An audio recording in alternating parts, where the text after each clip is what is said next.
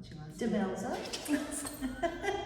I just know you as Cardi, right? Yeah. So, yes. Hello. Hi, Cardi. It's great to have you, your beautiful artwork in the Compost Oracles, the exhibition. Thank you so much. We're here at the Louis Joel Arts and Community and the Louis Joel Gallery in Altona, and we're thrilled to have Compost Oracles, are beautiful works by Cardi. The exhibition is just an incredible collection that I think creates a conversation between all of the artworks, as well as the communication and conversation that occurs between the artwork and the viewer, the audience. Mm-hmm. So what can you tell me about what you see as the artist, I guess, from where the ideas began and then to the final outcome? Yeah.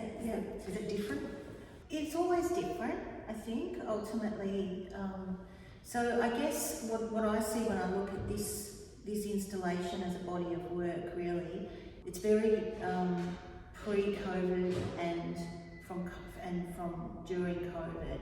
So it sort of ended up being a collection of the works and the way I used to work before, which involved a lot of collaborative work with a model, a photographer, great big sets, going into lots of different op shops and Bunnings and everything else to try and find all the things to piece my life-size sets together, and working with a group of people.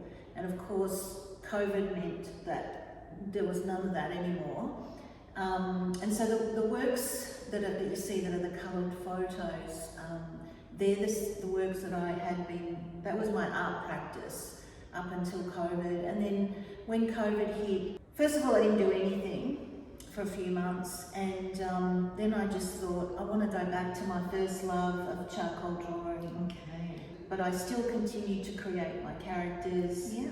And still have stories and messages for all the different characters. That's where this series of charcoal drawings came from, was just me living in isolation, over that couple of years. I find that really interesting because your work pre-COVID was so colourful and bold. Yeah. But the charcoal, obviously it's monochrome, but there's so much detail and life of characters, of nature.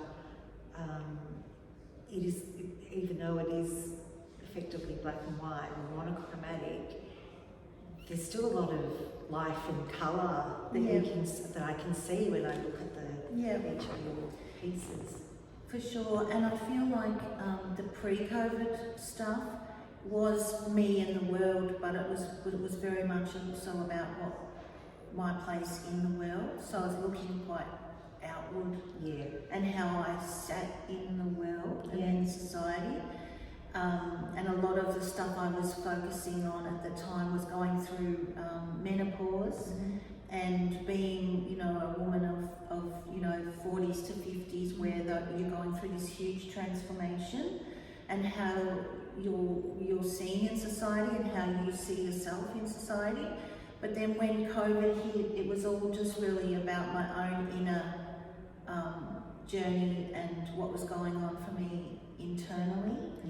And it became a lot more of a spiritual thing, and the charcoal really was just the perfect thing, because charcoal for me, when I do this rub back method, I cover the whole page with charcoal, and then I rub back the image so it reveals itself. And to me, sometimes the images just come out of the charcoal. Okay. And sometimes I know what the story is first, or the character basically is first, but sometimes I don't know until it comes out of the charcoal. So there's an element of surprise or wonder for yourself as you're going? Yes, absolutely. I feel like it's a channeling. I feel that this has allowed me to deepen what I'm doing beyond a sort of a intellectual exercise into a soul exercise, that I'm actually trying to channel things archetypes and messages, and that's, you know, oracles are messages, and so these are messages coming from somewhere, from within me, deep inside, from wherever. Yeah. Wow. How lucky are you? I know. I feel very, very lucky. Yeah. I really do. It's an innate messages wherever they've come from deep within you. And we can, you know, how that all happens is a whole other series of interviews Yes. with lots of people. Stay tuned for our YouTube channel.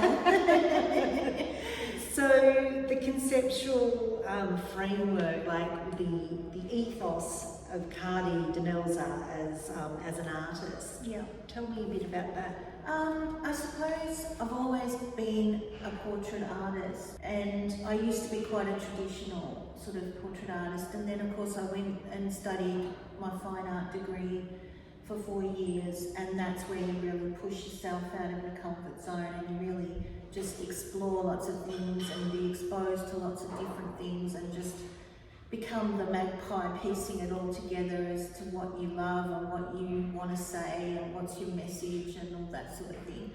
And I guess ultimately what I'm doing here is portraiture in the expanded practice, really. So it's all of this is self-portraiture, except for two, which I can talk about. But all of this is me. It's me as my version of me, different versions of me, different feelings about me in the world. And so for me, it's all about a way of doing portraiture.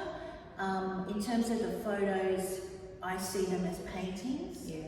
So I'm constructing these scenes and these compositions in real life, and a photo is taken, and then that to me is painting in the expanded practice. Yes. So I've drawn on an eco-feminist framework. So eco-feminism is making that link between how in our world, in our Western culture and in our consumerist patriarchal culture, the environment is a commodity. So nothing's worth anything till it's monetized. Yeah. The tree, what's it worth for the timber? The cow, what's it worth for the meat and the milk and the whatever? Like nothing is of value until it is commodified. And I started to feel coming into that menopausal time, really reflecting on the fact that women are also treated in this way. Yeah. And so what are you worth, you know, when you're a commodity, when you're something to be won, a prize to be won, or something to be bought and sold. Yes. And so I really made that link. Dressed up and to fit in, Dressed to up, meet fit other in. people's ideals. Yes, be the right size, right shape, right colour hair, right Age. size, everything, right age, not too this, not too that, and it's just exhausting here, isn't it? Yeah, it is. And so I really was drawn to that eco-feminist stuff, and then I started looking into goddess mythology, because I read some stuff from the Association of Women in Mythology, which was all about the fact that pre-Christian cultures had a whole different way of living and working, and that there was all these sort of goddess type religions, and a lot of the imagery and stories and everything else that came from that were sort of taken on board by the Christian religion, but also distorted and changed from being something positive into something much more sort of to fit the patriarchal narrative. And so a lot of our stories from those times, we've lost them. Yeah. Or they've been so distorted they no longer have the same meanings. Yeah. And so that kind of made me really sad and angry. And a lot of people are trying to piece those stories back together, which is wonderful, and I'm so glad they are. But I guess from my response was, well, if I don't know what those stories are, I'll make my own stories.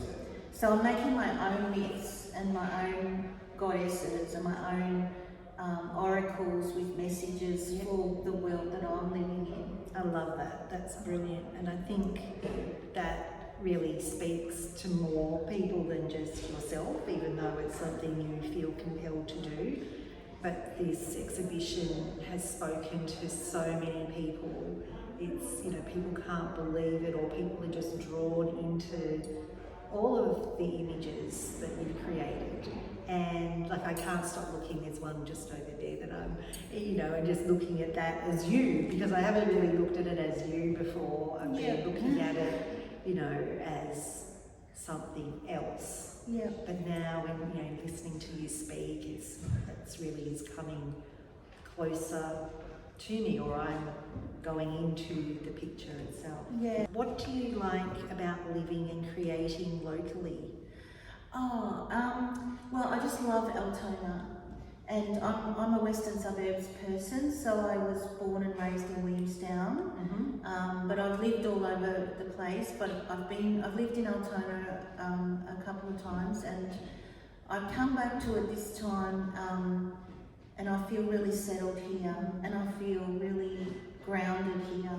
And you know, I go for walks with Lena, my greyhound, twice a day, and I just feel like this huge sense of community, and it's just such a lovely little seaside village, and yeah, I just feel really great here. And so it was really wonderful and important and perfect, really, that my first solo exhibition would be here in Altona, and the fact that we have this incredible gallery.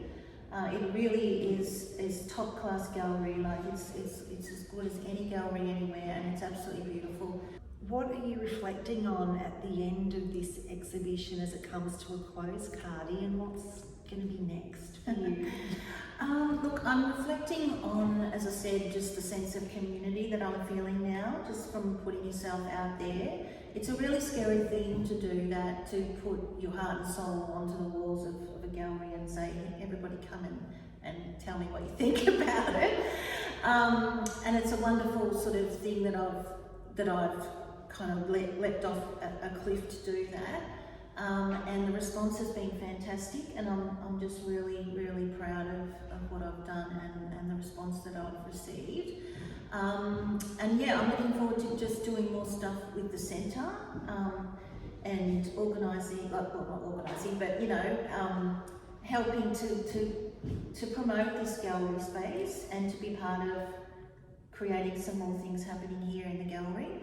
And in terms of my practice, I think I'll obviously be doing some more of these charcoal drawings. I'm actually doing them for other people now as well. So there's a couple here that, as I said, they're not self-portraits, they're portraits of other people. So I'm starting to do portraits for other people. And I'm also going to go back to doing my big theatrical sets with my model and photographer. And so creating these photos as well, because now we can all get back together and do that stuff. And we can. It's just been delightful having you here, having this conversation, and I look forward to what's next for Ceardai Demelza. Thank you so much, Karen.